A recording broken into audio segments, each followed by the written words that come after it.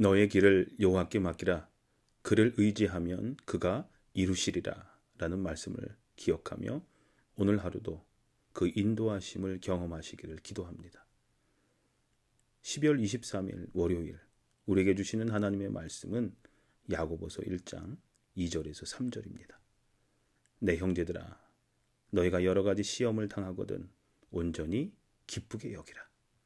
이는 너희 믿음의 시련이 인내를 만들어내는 줄 너희가 알미라.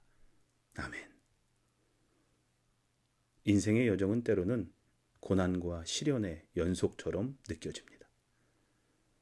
우리는 예상치 못한 어려움을 마주할 때마다 당황하고 두려워하며 좌절하곤 합니다.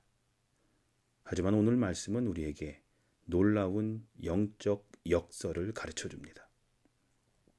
시련은 우리를 파괴하기 위해 찾아오는 것이 아니라 오히려 우리를 성장시키고 강화하기 위해 허락되는 하나님의 은혜로운 도구라는 사실입니다.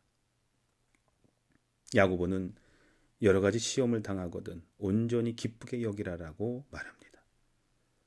이는 얼핏 비이성적이고 불가능해 보이는 권면입니다. 누가 고통 중에 기쁨을 느낄 수 있겠습니까? 하지만 야고보의 관점은 깊은 영적 통찰에 기반합니다. 그는 시련이 단순한 고통이 아니라 하나님께서 우리의 영적 성장을 위해 사용하시는 정교한 훈련의 도구로 이해하고 있습니다.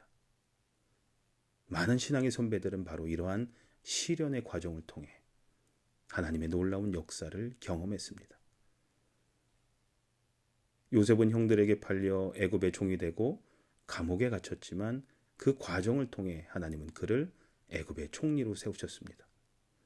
다윗은 사울 왕의 추격을 피해 광야를 방황하며 시련을 겪었지만 그 과정 속에서 왕으로 성장했습니다. 사도 바울은 수많은 박해와 고난을 겪었지만 그를 통해 복음이 더욱 확장되었습니다. 또한 너의 믿음의 시련이 인내를 만들어낸다라는 말씀은 깊은 영적 원리를 담고 있습니다. 인내는 하루아침에 만들어지지 않습니다. 인내는 시련을 통과하면서 점진적으로 우리 안에 형성되는 영적 근육입니다. 마치 운동선수가 고된 훈련을 통해 근육을 만들어가는 것처럼 우리도 영적 시련을 통해 믿음의 근육을 단련받는 겁니다. 오늘 본문 말씀은 우리에게 시련을 보는 새로운 관점을 제시합니다. 시련은 우리를 괴롭히기 위해 오는 것이 아니라 우리를 더욱 성숙하고 강하게 만들기 위해 허락되는 하나님의 훈련인 것입니다. 그래서 야고보는 우리에게 시련을 온전히 기쁘게 여기라고 권면합니다. 사랑하는 성도님들, 오늘 이 말씀을 어떻게 적용할 수 있을까요?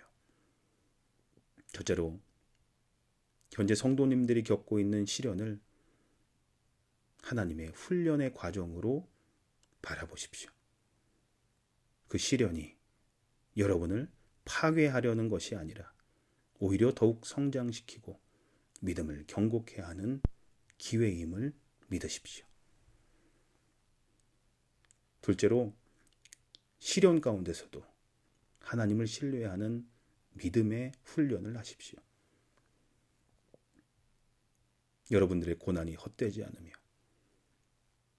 하나님 그 과정 가운데 함께 하시고 계획하고 계심을 믿으시길 바랍니다. 하나님의 말씀을 통해 시련 가운데서도 믿음으로 승리하는 성도의 삶을 살며 우리의 연약함이 주님의 능력으로 강해지는 오늘 하루가 되시기를 소망합니다. 기도하시겠습니다. 사랑의 하나님, 저에게 찾아오는 시련을 두려워하지 않게 하시고 오히려 그 가운데서 주님을 더욱 깊이 신뢰하며 성장할 수 있게 해 주시옵소서. 저의 연약한 믿음을 주님의 능력으로 경고케 하여 주시옵소서. 예수님의 이름으로 기도합니다. 아멘. 하나님, 저희의 시련이 오히려 믿음의 성장과 인내의 기회가 되게 하시고 모든 상황 가운데 주님을 신뢰하는 믿음을 허락해 주시옵소서 하는 기도를 잠시 더 하셨으면 좋겠습니다.